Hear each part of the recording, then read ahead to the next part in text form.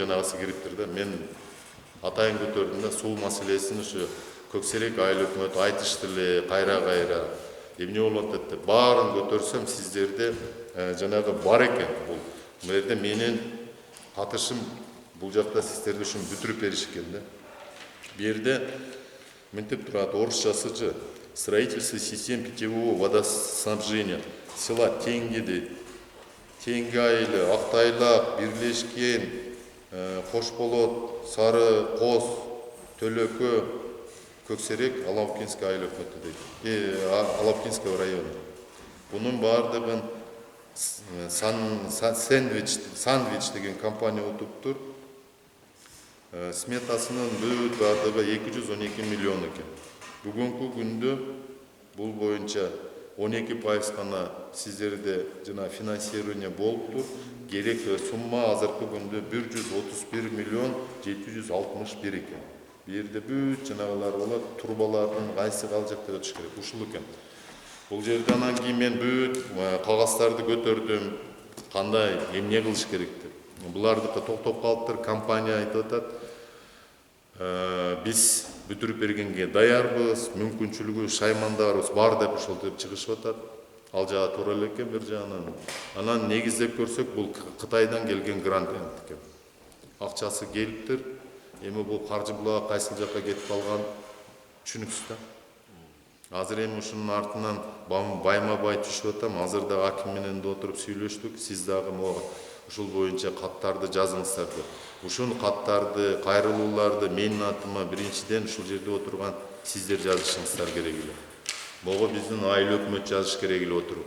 Урматтуу депутат, биздин ушундай болгон, ушулу көйгөй, ушуларды караштырып бериңиз. Элдин атынан протоколду түзүп, протокол түзгөндө жакшы билет экен, протокол түзөбүз дейт. Түзүп ушуларды бардыгын айылдык жанагы сходка деп коебузбу, жыйындарды өткөзүш керек эле. Ушунун баарына колду койдуруп, анан кийин жөнөтүп, анан кийин мен иштебей койсом, же кыла албай койсом, анда башка жөнү. Бала ыйламай эмчек жок дейт. Капа болбойсуздар. Сиздердин көйгөйүңүздөрдү айтпасаңыздар, мен каяктан билем?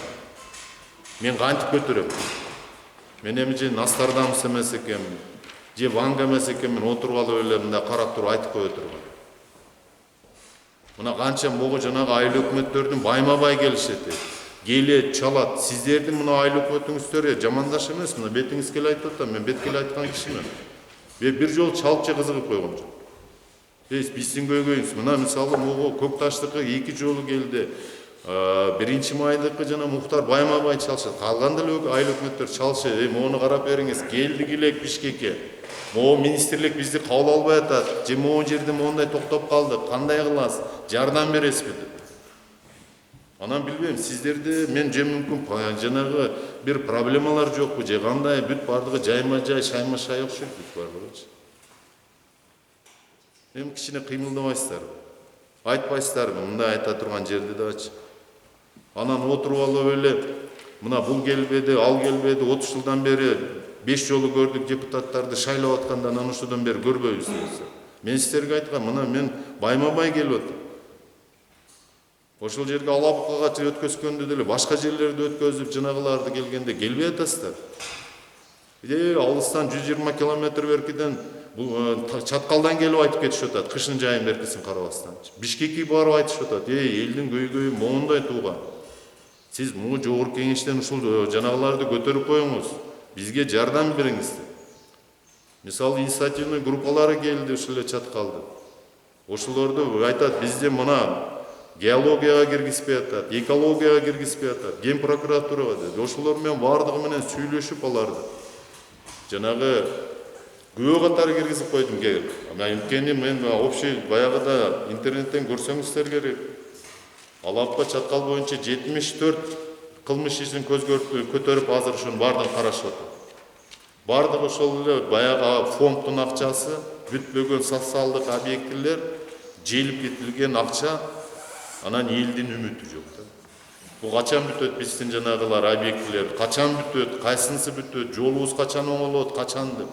Бийлик болгон ишендин кеткен.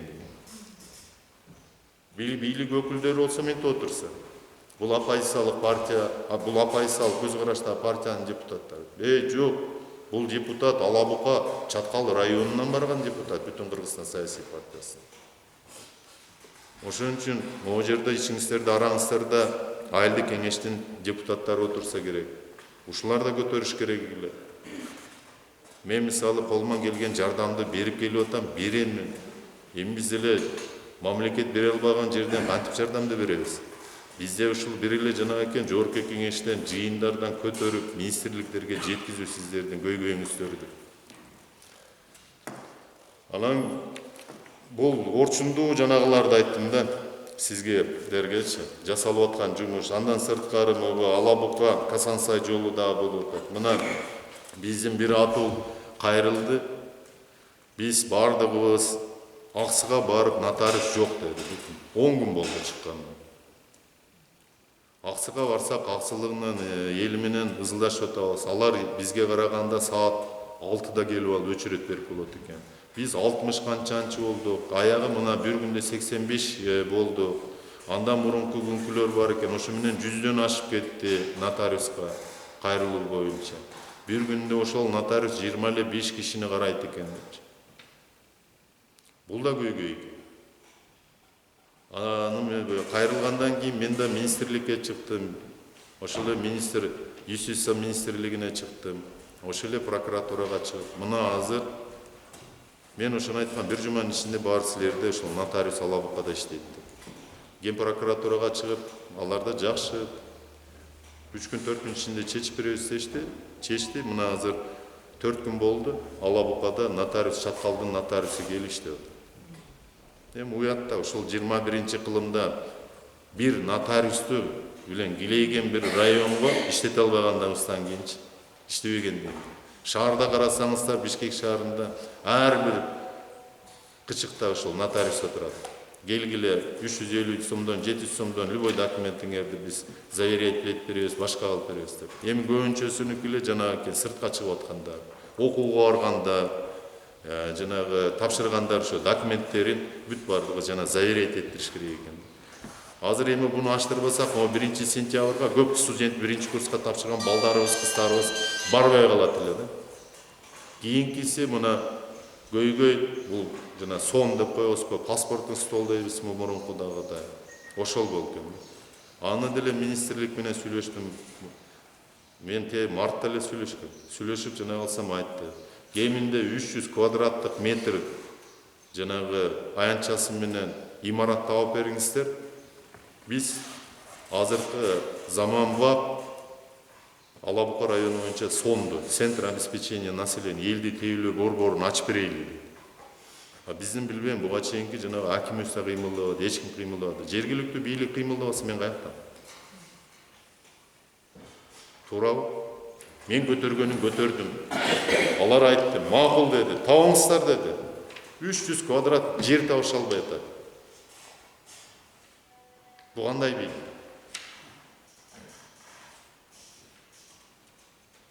Анан кийин могу казакмыс боюнча болгон сиздердики суроо талаптар. Казакмыс жолду чаңытып атат, теңитип атат, минтип атат депчи. Мен алардын да өкүлдөрү менен жолугушуп сүйлөштүм. 3 жолу келишти. Бул эле эмес, Ала Бука Чаткалы боюнча мен азыр бүгүнкү күндө 162 компания өзүнүн ишмердүүлүгүн алып барат. Ошонун бардыгына мен жанагы өзүмөн суроолорумду жанагы берип, катты жолдоп койгом, четинен келип атат. Ошонун ичинен азыр бир компанияныкын айткам, азыр 2 ай өкмөткө 200 миллиондун айланасында акча төлөп бериш керек. 2009-жылдан бери төлөп жатыр. Эми буга бийлик кайга карады? 2009-жылдан бери ошол жанагы акчасын төлөбөй иштетип келип атат. Чоң эле бир компания. Андан сырткары могу жанагы бүт бардыгы эле фонддун акчасын айтат. Мына фонддун баргандан бери эле ушуну айтат, көтөрөм. Премьер-министрге дагы, министр финансов башкаларына кайрылган толук жооп болбоду. Андан кийин эсептөө палатасына кайрылгандан кийин алар текшерип бардыгы. Азыркы күндө менде каттары бар бардыгы. Акчаны Алабыкка чаткалдын бул 200 миллиондон ашыгыраак акчасы Жалал Абад фондуна, өнүктүрүү фондуна кетип калган. Ошонун негизинде биздеги көптөгөн Алабыкка чаткалда райондор боюнча социалдык объектилер бүтпөй келет да. Ал жерде алар мыйзам чыгаруу боюнча өздөрү приказ чыгарган акысы бар. Эсептөө палатасы приказ чыгарып, финдеп коебуз, эсептөө министрлиги жана каржы министрлиги дейли, ошолорго катты берген. Андан сырткары Жалал Абад өнүктүрүү фондуна и Жалал Абадтын губернаторуна, президенттин өкүлүнө дагы катты беришкен. Жылдын аягына чейин ушул акча каражатын Алабыкка чаткалга кайтарып бергиле деп. Андан сырткары мен өзүмдүн атымдан башкы прокуратурага кат жолдодум. Эмне үчүн дегенде бул жерде жанагы орусча айтмакчы жанагыдан превышение бар. Кыянаттык менен өзүнүн жанагы колдонуп кеткен буга чейинки акимдер жана башка атка минерлер. Акча туура эмес которулган, мыйзам бузулган, и туура эмес бул акча каржыланган. Ушун негизинде бир райондо мектеп бүтүптүр 80 миллионго, жана башка жанагылар объектилер бүтүп кеткен. Ошон үчүн акча кайтарылыш керек деп жанагы чыгарылган. Эми бул жагынан жанагы алтын кийин где-то жана упущено выгода деп коебуз. Ошолордун баардыгын эсептөө менен которо турган болсо где-то Алабыканын өзүнө бир 400 миллиондой акча каражаты келип түшүш керек да. Ошол келип түшсө, мен ойлойм, көптөгөн көйгөйлөр, могу жол, өзүңүздөр куруп аткан жолдор, айлыктар аракет кылып. Андан башка жанагы бала бакчалар, мектептер, көп жанагы объекти, социалдык объектилер райондогулар бүтүп калат эле дейм да. Анан Казакмыс боюнча айта турган болсом, сиздер айткансыздар, жолду чаңытып атат, минтип атат деп. Алар айтты. Биз жолду сыртынан салып кеткенге деле макулбуз депчи. Бирок бир-беркиси дейт. Акча каражаты 10% сиздерге түшпөй калат депчи. Мен айттым, жок, анда кичине чаңып турса дагы могу жерден өтүп турган оң депчи. Айыл өкмөттүн өзүнүн акчасы болуш керек, башкасы болуш керек депчи.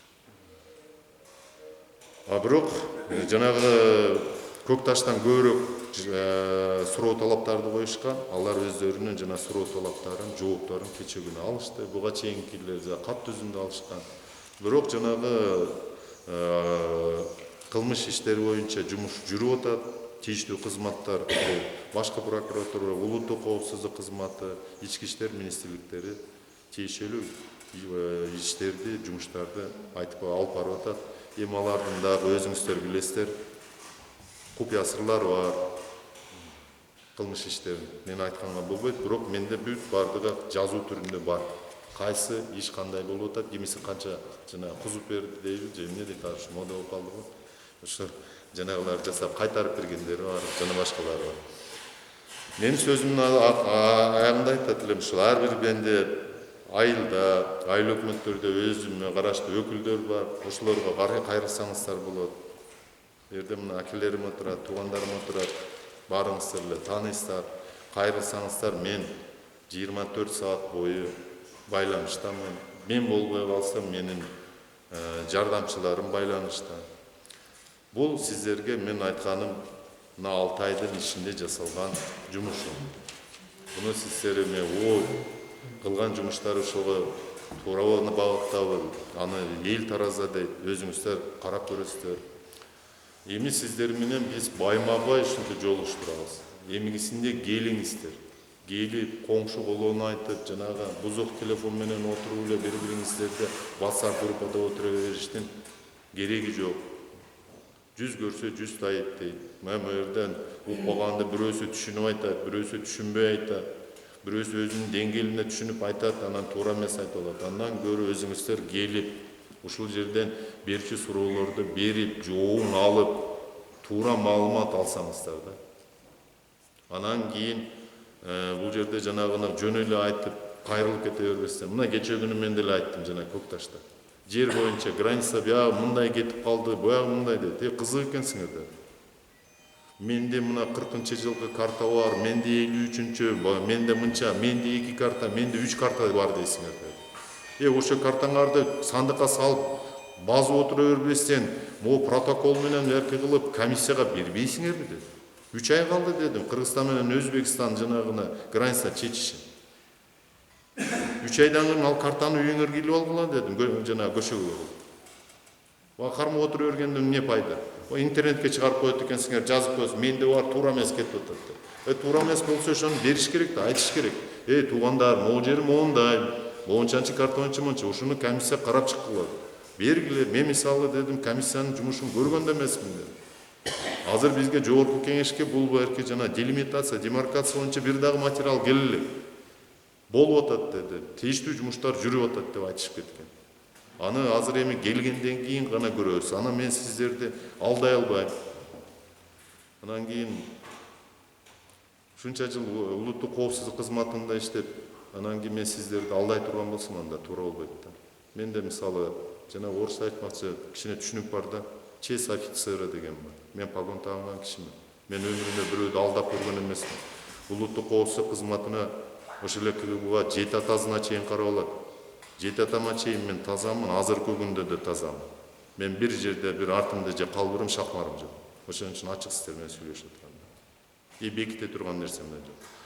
Анан кийин мен сиздерге айткам, менде Алабукка Чаткал районунда бир сөтүк жерим жок депчи.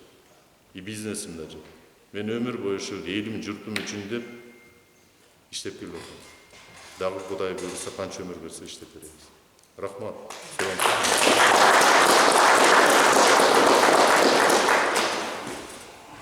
Эми